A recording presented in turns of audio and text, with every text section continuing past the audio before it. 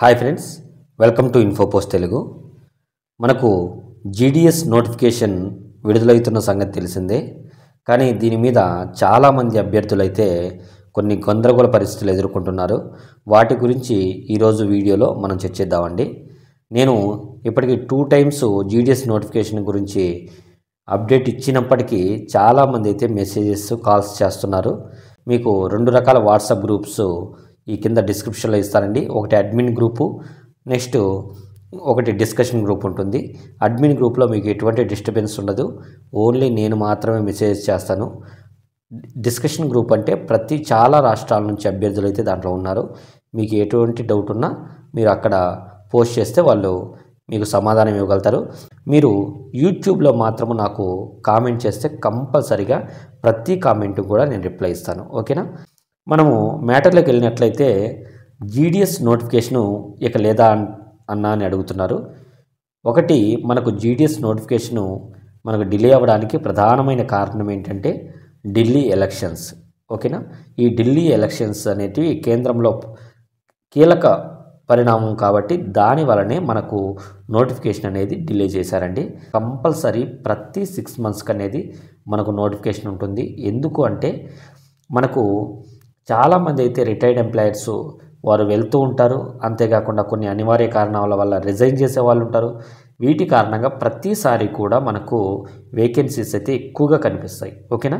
దీని వలన ప్రతి రాష్ట్రంలో కూడా ఎవ్రీ 6 మంత్స్ మనకు నోటిఫికేషన్ ద్వారా మాత్రమే ఫిల్ చేస్తారు. మీరు ఎటువంటి అపోహలు వద్దండి. ఏ యూట్యూబ్ ఛానళ్ళు మనల్ని కంగారు పెట్టేలా చేస్తాయి, కానీ వాస్తవానికి మనకు ఈ నోటిఫికేషన్ అనేది ఎగ్జామ్ ఉండదు, ఖచ్చితంగా నోటిఫికేషన్ అయితే ఉంటుంది. ఓకేనా? దీంట్లో ఎటువంటి డౌట్ వద్దు. మీరు ఎక్కువ మెసేజెస్ కూడా దీని మీద చేయొద్దు. మీకు టైం వేస్ట్, నాకు టైం వేస్ట్. ఖచ్చితంగా మనకు ఫిబ్రవరి నెలలో అయితే మనకు ఏ టైంలో అయినా ఫిబ్రవరి నెలలో కంపల్సరీగా వస్తుంది. కరెక్ట్ డేట్ చెప్పమని అంటున్నారు. ఎవ్వరూ కూడా కరెక్ట్ డేట్ చెప్పలేరండి. ఎందుకంటే కొన్ని పరిస్థితుల కారణంగా డైరెక్టరేట్ వాళ్ళు ఒక్కొక్క రోజు పోస్ట్పోన్ చేస్తూ వస్తున్నారు. దానికంటే ముందుగా ఐడీసీ వల్ల ఏబీపీఎం పోస్టులు పోతున్నాయా అని చాలామంది అడుగుతున్నారు. ఈ ఐడీసీ గురించి ఈ మధ్య బాగా హాట్ టాపిక్ అవుతున్న విషయం మీ అందరికీ తెలిసిందే. ఈ ఐడీసీలు అనేటివి మనకు పట్టణ ప్రాంతాల్లో ఎక్కువగా ఇక మీదట కనిపించబోతున్నాయి. కానీ వీటి గురించి పూర్తి స్థాయి అవగాహన కానీ పూర్తి స్థాయి ఇన్ఫర్మేషన్ కానీ మనకు ఇంకా అందలేదండి. అందిన వెంటనే నేను దీని గురించి వీడియో చేస్తాను. అందుకే దీని గురించి నేను ఇంతవరకు మీకు చెప్పకపోవడం కారణం ఏంటంటే దీని గురించి వివరంగా అయితే మనకు ఎక్కడా ఇన్ఫర్మేషన్ లేదు. ఓకేనా? పైన పోస్ట్ ఆఫీస్ డిపార్ట్మెంట్ వాళ్ళకు కూడా దీని మీద ఖచ్చితమైన ఇన్ఫర్మేషన్ అయితే లేదు. ఓకేనా?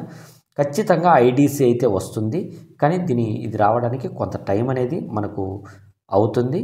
ఈ ఐడీసీ వల్ల చాలా లాభాలు ఉన్నాయి, అంతేవిధంగా కొన్ని చాలా తక్కువ నష్టాలు అయితే ఉన్నాయి. ఓకేనా? వాటి గురించి నేను మీకు 7వ తేదీ పైన కన్క్లూజన్ తెచ్చుకొని నేను ఖచ్చితంగా ఐడీసీ మీద ఒక డెడికేటెడ్ వీడియో చేస్తాను. ఓకేనా? Next, postal department separate department అవుతుందా?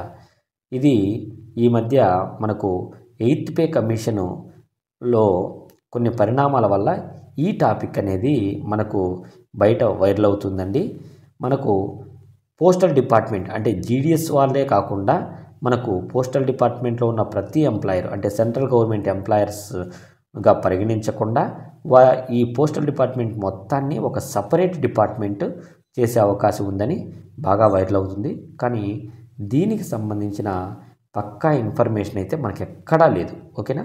ఇది ఒక అవగాహన కోసం మాత్రమే వైరల్ చేస్తున్నది.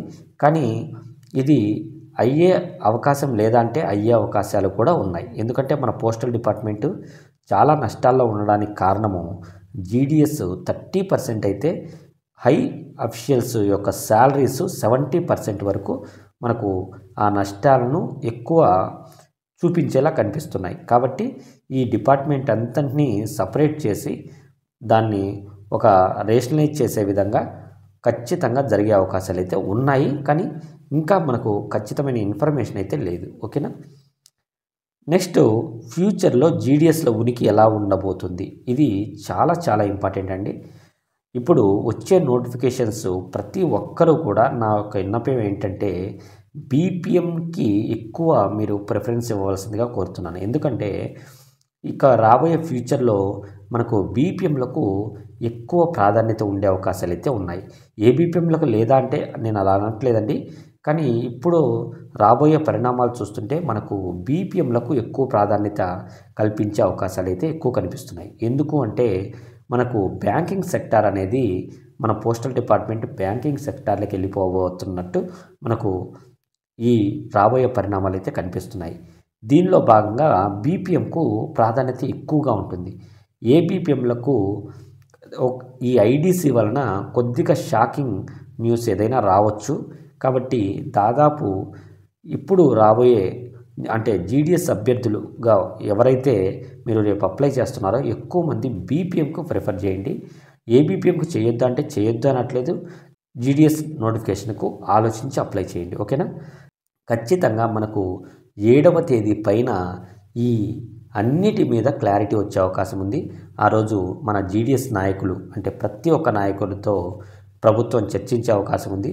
అప్పుడు మనకు అన్ని ఐడీసీ గురించి అయితేనేమి, పోస్టల్ డిపార్ట్మెంట్ సపరేట్ అయ్యే దాని గురించి అయితేనేమి, 8th పే కమిషన్ గురించి అయితేనేమి అన్నీ కూడా ఈ మీటింగ్లో మనకు కన్క్లూజన్ వచ్చే అవకాశం అయితే ఉంది.